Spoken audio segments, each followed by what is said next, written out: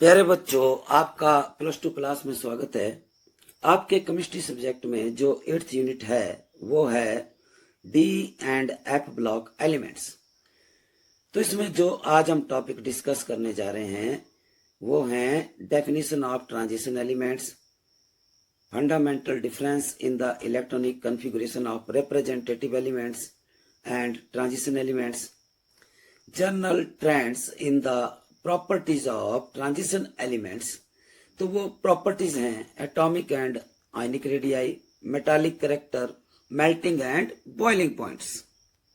Now the first topic is definition of transition elements. तो definition: the element whose atom in ground state or ion in one of the common oxidation states has incomplete d subcell, that is partly filled d subcell of penultimate cell of the atom, that is having electrons between 1 to 9। यानी कि transition element हम उसे consider करेंगे जिसका D subshell of penultimate cell fully field ना हो, यानी कि उसमें 10 इलेक्ट्रॉन नहीं होने चाहिए, फुल्ली फील्ड नहीं होना चाहिए, जबकि वो पार्टली फील्ड या इनकम्प्लीट होना चाहिए D subshell of penultimate cell, यानी कि उसमें इलेक्ट्रॉन जो है वो 1 to 9 होने चाहिए। जैसे फॉर एग्जांपल अब हम कॉपर को लेते हैं। Copper in its ground state में इसकी इलेक्ट्रॉन कॉन्फ़िगरेशन है 3d10 4s1।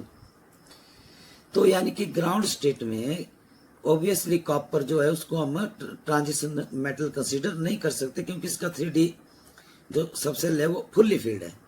Similarly it's कुप्रस ion की इलेक्ट्रॉन कॉन्फ़िगरेशन है बैलेंस सेल की 3d10, तो ये भी फुल्ली फील्ड है, इसलिए कुप्रस आयन को भी हम as a transition metal ion consider नहीं कर सकते हैं। बट जो आपका कुप्रिक कैटायन है Cu2+, उसकी अगर इलेक्ट्रॉन कॉन्फ़िगरेशन देख रहे हैं बैलेंस सेल की, दैट इज 3d9, यानी कि इट इज इनकम्प्लीटली फील्ड, यानी it is partially filled. Thus cupric cation is a transition metal ion. Similarly the end member of each transition series, जैसे 3d का है जिंक, 4d का है cadmium, 5d transition series का है mercury and member.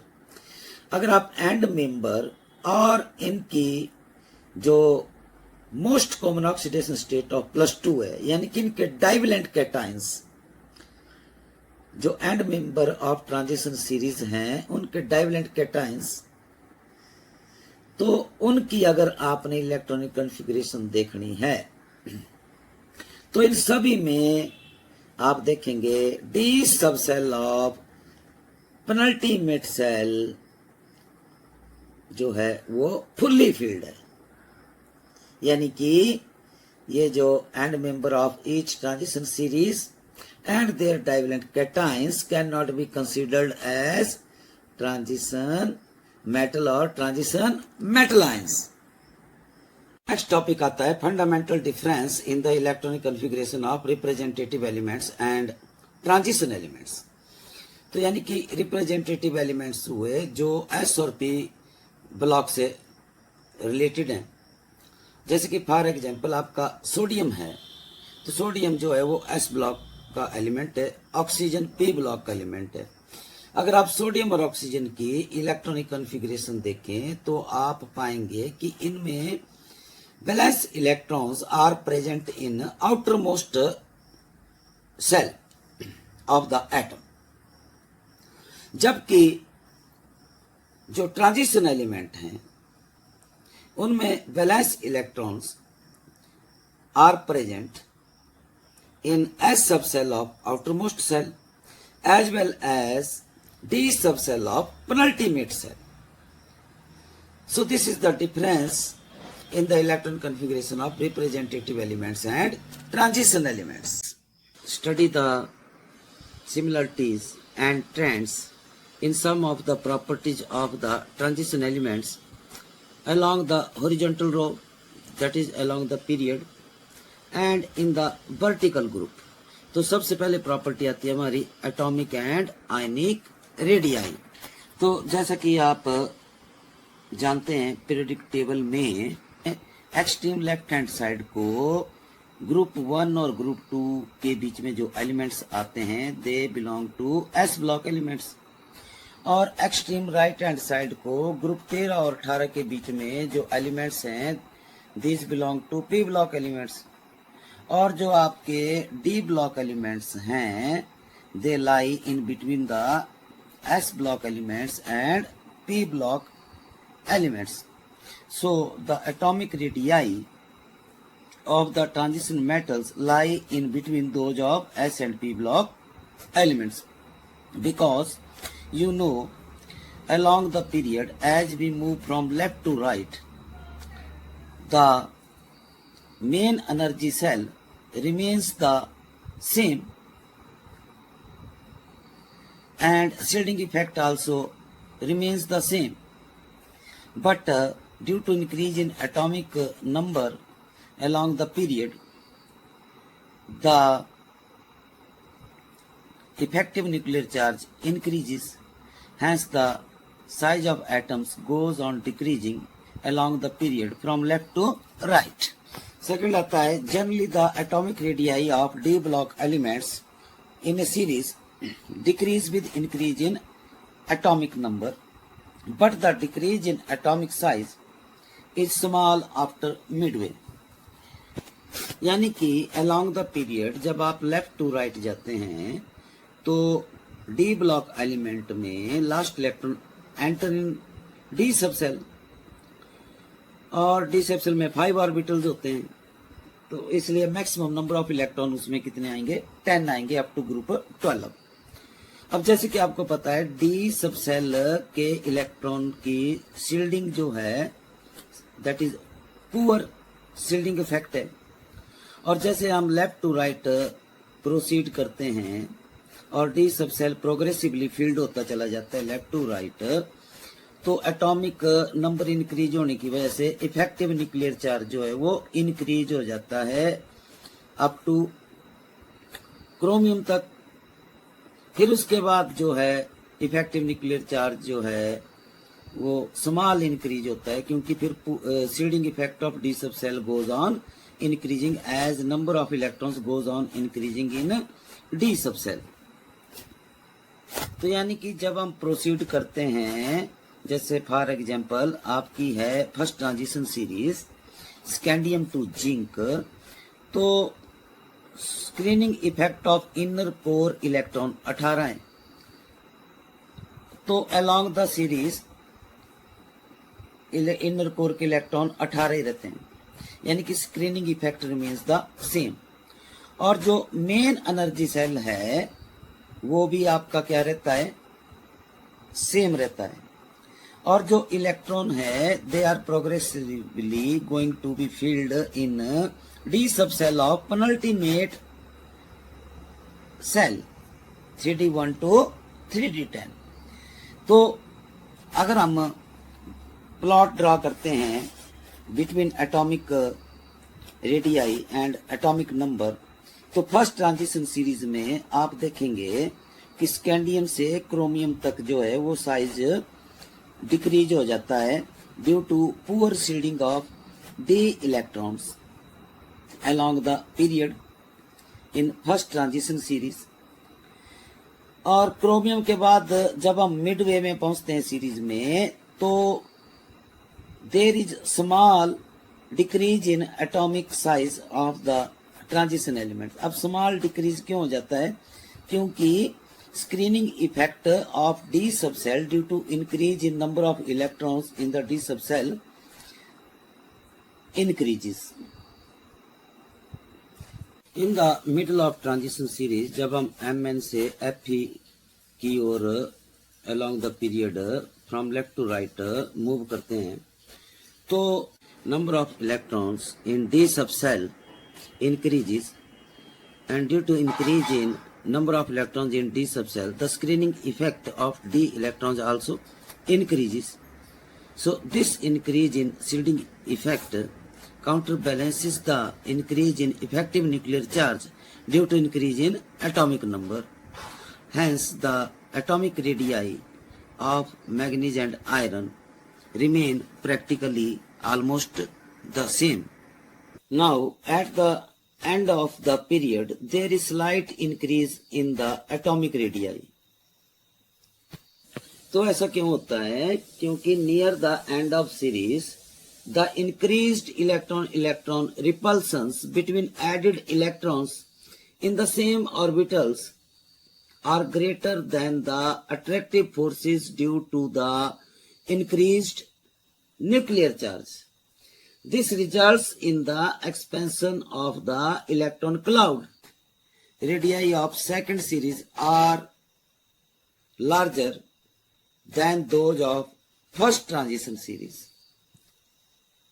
तो जैसे कि फर्स्ट ट्रांजिशन सीरीज है शक्ति बकरमन फिकोनिकुजन, तो ये ट्रांजिशन एलिमेंट्स हैं फर्स्ट ट्रांजिशन सीरीज के।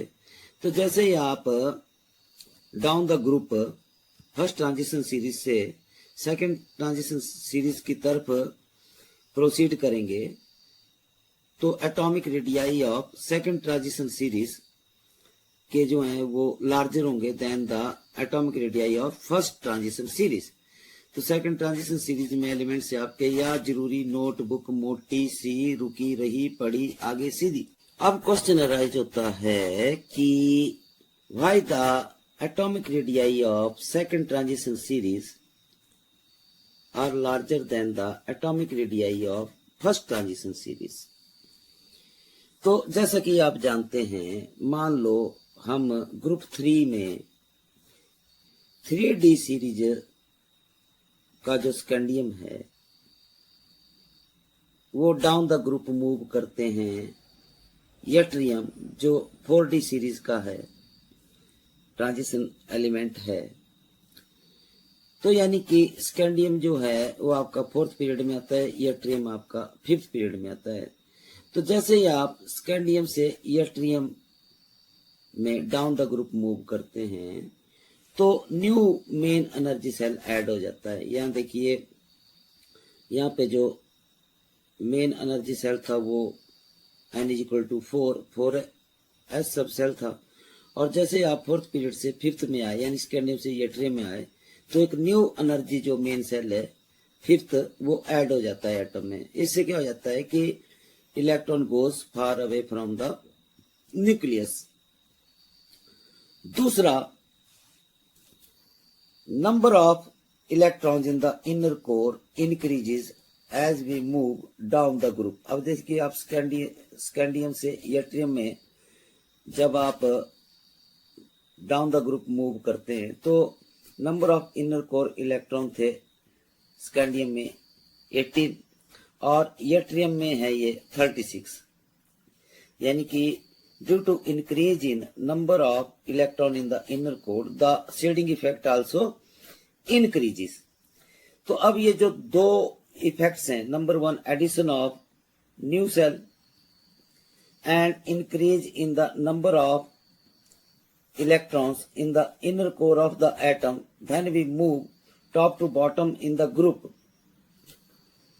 ये दो इफेक्ट जो हैं these are predominant over the effect of increase in nuclear charge, then we move top to bottom in the group. तो इस वजह से क्या हो जाता है कि साइज ऑफ एटम इंक्रीज हो जाता है as we move down the group. तो यानी कि that is why the atomic radii of second transition series are larger than the atomic radii of first transition series. Next आता है आपका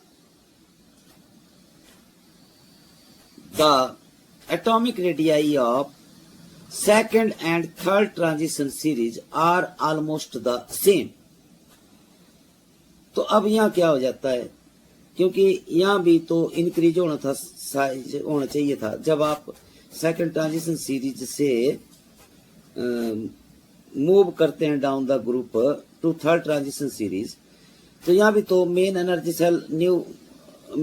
cell add हुआ और number of electron in the inner core जो है इंक्रीज हुआ, shielding effect भी increase हुआ। लेकिन ये इस केस में जो है when we move down the group from second transition series to third transition series the size of atomic radii remains almost the same. तो अब ये क्वेश्चन अराइज होता है कि atomic radii of second and third transition series के almost same क्यों हैं। तो इसको समझने के लिए हम एक एग्जांपल लेते हैं। पीरियोडिक टेबल में ग्रुप 4 में सेकंड ट्रांजिशन सीरीज यानी कि 40 सीरीज का एलिमेंट जिरकोनियम है जिसका एटॉमिक नंबर 40 है। और जब आप ग्रुप 4 में जिरकोनियम से डाउन द ग्रुप आप थर्ड ट्रांजिशन सीरीज यानी कि 5D सीरीज की ओर मूव करते हैं, तो यानी कि आप 5th पीरियड से 6th पीरियड की ओर डाउन द ग्रुप मूव करते हैं, तो उसमें देखिए आप न्यू मीन्स जो आपका मेन एनर्जी सेल है वो ऐड हो जाता है। दूसरा, number of electron in the inner core increases from 36 to 54, ये भी इंक्रीज हो जाते हैं। तो इसका मतलब साइज इंक्रीज होना चाहिए, लेकिन साइज इंक्रीज नहीं होता है, क्योंकि सिक्स्थ पीरियड में जो है वो 6s सब सेल के फुल्ली फिल्ड होने के बाद जो है वो नेक्स्ट इलेक्ट्रॉन जो एंटर होता है वो 4f सब cell of antepenultimate shell में जो है वो एंटर होना शुरू हो जाते हैं before electron entering in 5D सब सेल ऑफ पेनल्टीमेट सेल। तो यानी कि ये लेंथेनम 57 के बाद जो लेंथेनम है 57, उसके बाद जो है वो last electron enter in 4f सब सेल फ्रॉम सीरियम जिसका एटॉमिक नंबर 58 है। तो सीरियम से 4f सब सेल जो है वो प्रोग्रेसिवली उसमें इलेक्ट्रॉन की फिलिंग हो जाती है along the 4f in transition series up to lutetium तक, जिसका एटॉमिक नंबर 71 है। तो ल्यूटेशियम में आपका 4f सब सेल फुल्ली फिल्ड हो जाता है। उसके बाद जो है वो नेक्स्ट इलेक्ट्रॉन जो है वो 5D में उसकी फिलिंग शुरू हो जाती है हाफनियम से मरकरी तक। तो जैसा कि आप जानते हैं कि due to intervention of f electrons जिनका शील्डिंग इफेक्ट जो है very poor even less than the shielding effect of d electrons. So due to this very poor shielding effect of f electrons, the effective nuclear charge increases as we move from left to right along the period, and hence the atomic radii go on decreasing from left to right along the period. That is called lengthenoid contraction. And due to this lengthenoid contraction, the atomic radii of the elements of second and third transition series in a particular group remain almost the same. Next topic है metallic character of transition metals. तो जैसा कि आप जानते हैं D block elements और transition metal जो हैं वो पीरियोडिक टेबल में lie in between the S block elements and P block elements. यानी कि ये जो आपके डी ब्लॉक एलिमेंट्स हैं ये बिलोंग करते हैं फ्रॉम ग्रुप 3 टू ग्रुप 12। तो जैसे कि आपको पता है कि डी ब्लॉक एलिमेंट्स के एक्सट्रीम लेफ्ट हैंड साइड को there are 2 groups, group 1 and group 2 elements which belong to S block and these are the most electropositive यानी कि most metallic in nature, while on the right hand side from group 13 to group 18 are p block elements which are least electropositive। तो generally p block elements के जो maximum जो elements हैं upper right hand side को these are non metals, और जो आपके s block के हैं these are highly metallic in nature. And D block elements lie in between S and P block elements. Thus, the properties of D block elements, जो है that is intermediate of representative elements. That is why these are also called transition elements. Generally, the ionization enthalpies of d block elements are very low. Hence these all elements of d block elements are metallic in nature. Except mercury, all the transition elements have typical metallic structure in their crystal lattice. तो इनके metallic lattice में there is a typical arrangement of their atoms like hexagonal close packing, close cubic packing और जो है body centered cubic packing in their metallic lattices. So they exhibit all the characteristics of metals. For example, they are hard, lustrous, malleable, यानी कि these can be beaten into sheets, and ductile, these can be drawn into wires, have high melting and boiling points. They are good conductor of electricity and heat and have high tensile strength. So D block elements में सिर्फ mercury ही एक ऐसा metal है जो liquid state में exist करता है at room temperature. बाकी सभी जो है वो क्या है, hard metallic crystalline solids except mercury which is liquid at room temperature. Now let us consider the general electronic configuration of d block elements. तो जैसे कि आपकी general electron configuration of d block elements जो हैं that is expressed as n-1 to 10 ns1 to 2. यानी इसका मतलब हुआ कि there are 1 or 2 electrons in ns subcell of the outermost cell of the atom, while there are 1 to 10 electrons in D subcell of penultimate cell. So as you know, the ionization enthalpies of transition elements or D block elements जो है that is relatively low. Hence, due to loss of these 2 electrons from NS subcell of outermost cell, the metallic bond is formed in metallic lattice. Hence, the D block elements behave like metals. Simultaneously, if there are number of unpaired D electrons or number of half-filled D orbitals present होंगे अगर D subshell of penultimate shell में, तो ये जो unpaired D electrons हैं ये भी participate करते हैं in the formation of metallic bond. So these half-filled D orbitals of D subcell of penultimate cell, these participate in the metallic bond formation by overlapping with the half-filled D orbitals of the other atoms present in the metallic lattice. So greater the number of unpaired electrons or half-filled D orbitals in the D subcell of penultimate cell of the transition metal atom, stronger will be the metallic bond. So for example, अगर आप group 6 में देखें, so there are maximum number of unpaired electrons in their D subcell of penultimate cell. For example, आपका 4th period में 3D transition series का है chromium जिसकी electron configuration है 3d54s1, और आपका ग्रुप 6 में ही 5th पीरियड में 4D ट्रांजिशन सीरीज का है मोलिब्डेनम जिसकी इलेक्ट्रॉन कॉन्फ़िगरेशन है 4d55s1, और ग्रुप 6 में ही 6th पीरियड में है आपका 5D ट्रांजिशन सीरीज का टंगस्टन जिसकी इलेक्ट्रॉन कॉन्फ़िगरेशन है 5d46s2.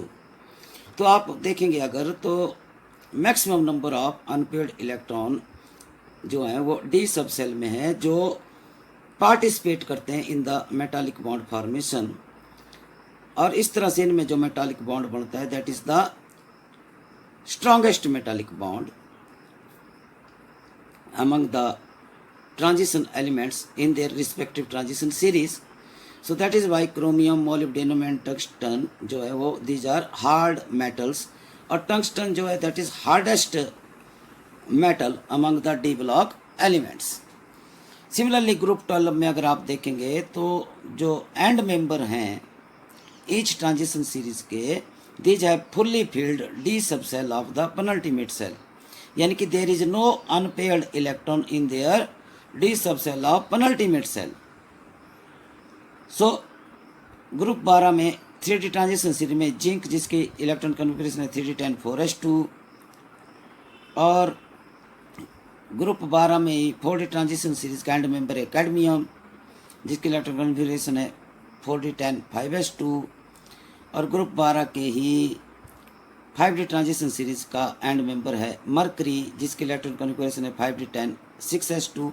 तो इनमें जो है सब में जो डी सब सेल ऑफ पेनल्टीमेट सेल है that is fully filled and there is no unpaired D electron, hence D electrons do not participate in the formation of metallic bond, only ns electrons of the outermost shell जो है वो participate करते हैं metallic bond formation में। इस तरह से इनका मेटालिक बॉन्ड वीक रह जाता है। That is why zinc cadmium are soft metals while mercury is a liquid even at room temperature. Now next topic is melting and boiling points of transition elements. So in this topic let us discuss the trends in the melting and boiling points of the transition metals along the period and down the group. So let us plot a graph between the transition metals and their melting points as shown here. So along x-axis we take the transition metals in increasing order of their atomic number, and along y-axis we take the melting points of the transition metals. So as we know, it is evident the enthalpy of atomization of the transition metals is generally high, so the melting and boiling points of transition metals are generally high. तो ये क्यों है? क्योंकि enthalpy of atomization जो है that is the heat energy required to break metallic solid to get free atoms. तो अब ये जो enthalpy of atomization है it means it is directly proportional to strength of metallic bond, और जैसे कि आपको पता है कि metallic bond की strength जो है that further depends upon the number of unpaired electrons of d subcell of the penultimate cell of the transition metals. तो अगर आप प्लॉट्स देखते हैं तो ग्रीन कलर में आपका 3D सीरीज का, तो इसमें जो एलिमेंट है उनको एज ए मेमोरी एड आप कर सकते हैं शक्ति, वक्रमन, फी, को, नी, कूजन। और जो आपका पिंक कलर का है that is the 4D series के एलिमेंट्स हैं इसमें प्लॉट में, इसको एज ए मेमोरी एड आप रिकॉल कर सकते हैं, या जरूरी नोटबुक मोटी सी रुकी रही पड़ी आगे सीधी। और जो ब्लू कलर का है वो है आपका 5D सीरीज का, तो इसके जो 5D सीरीज के एलिमेंट्स हैं उनको रिमेंबर करने के लिए आप यूज कर सकते हैं मेमोरी एड। हांफता, ताकता, वार है, ओसामा, इरादा, पता और हंगामा। तो इस तरह से आपकी ये 3D series, 4D series and 5D series के प्लॉट्स हैं यहाँ पर। अगर आप देखेंगे तो as we move down the group the melting point goes on increasing. तो यानी कि जो हैवियर आपके ट्रांजिशन मेटल्स हैं they show stronger tendency to form strong metal metal bonds. तो यानी कि there is occurrence of much more frequent metal metal bonding in heavy transition elements। और सबसे हाईएस्ट जो मेल्टिंग पॉइंट है वो है आपके 5D सीरीज का टंगस्टन का। So the tungsten has the highest melting point among D block elements. तो अब जो है ये highest melting point of chromium, molybdenum and tungsten का क्यों है सीरीज में, तो आप देखते हैं अगर हम ट्रेंड देखें along the period और along the horizontal row, first there is rise in melting point up to the middle of the row chromium तक in 3D series and up to molybdenum in 4D series and up to tungsten in 5D series.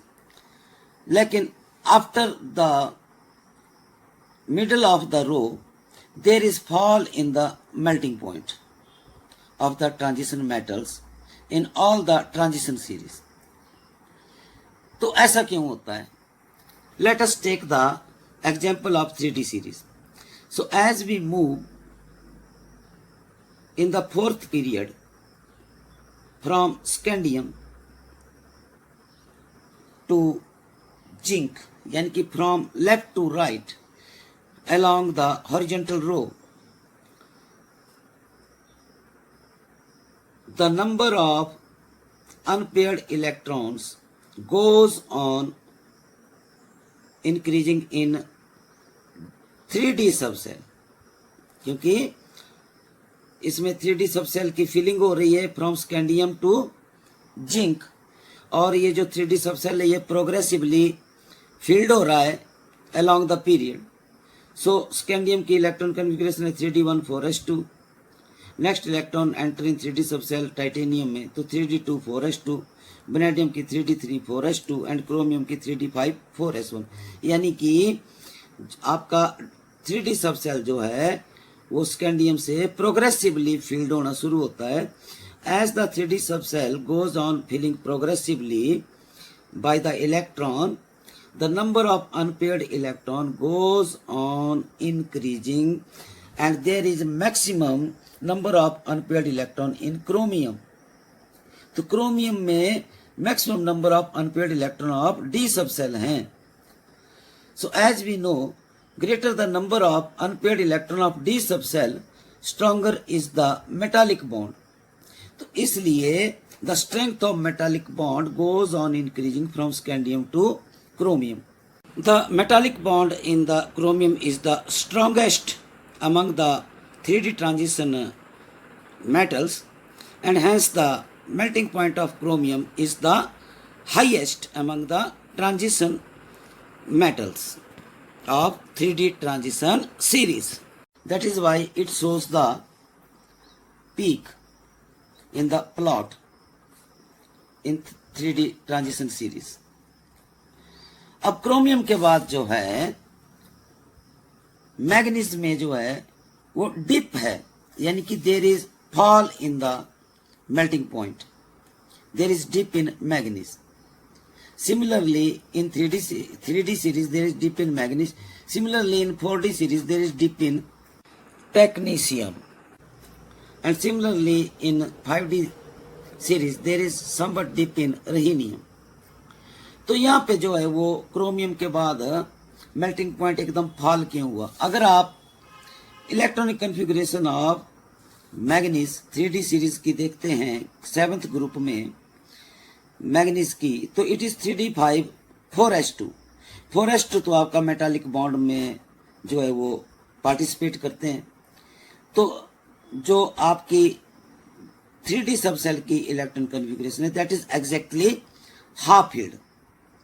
So due to exactly half filled electron configuration, which is the stable electron configuration, electrons are held tightly by the nucleus so that the delocalization is less and metallic bond is much weaker than the preceding element.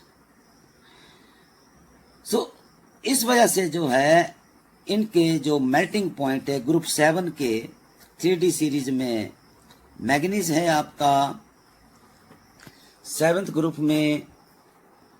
Similarly 7th group में 5th period में technetium है, और 5D series में 7th ही group में आपका रहीनियम है, क्योंकि इनकी जो है वो डी सबसेल जो है that is stable electronic configuration. Along a period in any transition series, as we move from left to right, that is from Fe to zinc in case of 3D series, from ruthenium to cadmium in case of 4D series, and from rhenium to mercury in case of 5D series. So there is decrease in the melting point. For example, in case of 3D series, from Fe to zinc, as we move along the period, the pairing of d electrons in the d orbitals of 3D subcell starts from the iron, and due to the pairing of electrons as we move from left to right, number of unpaired electrons in d subcell goes on decreasing due to pairing of the d electrons in d orbitals of penultimate cell. And at the end of series, that is the end member of 3D series is zinc, where the d subcell gets fully filled. The electron configuration of zinc is 3d10 4s2. So there is no unpaired electron in the zinc as the end member of 3D series.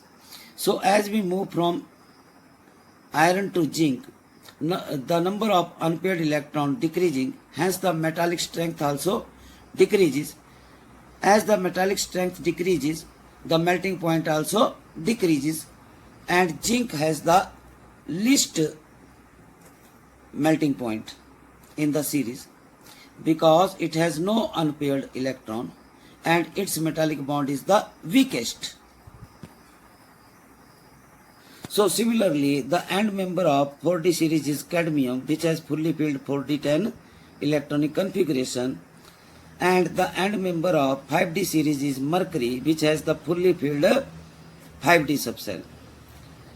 So that is why zinc and cadmium are soft metals and mercury is the liquid at room temperature. So thank you, धन्यवाद.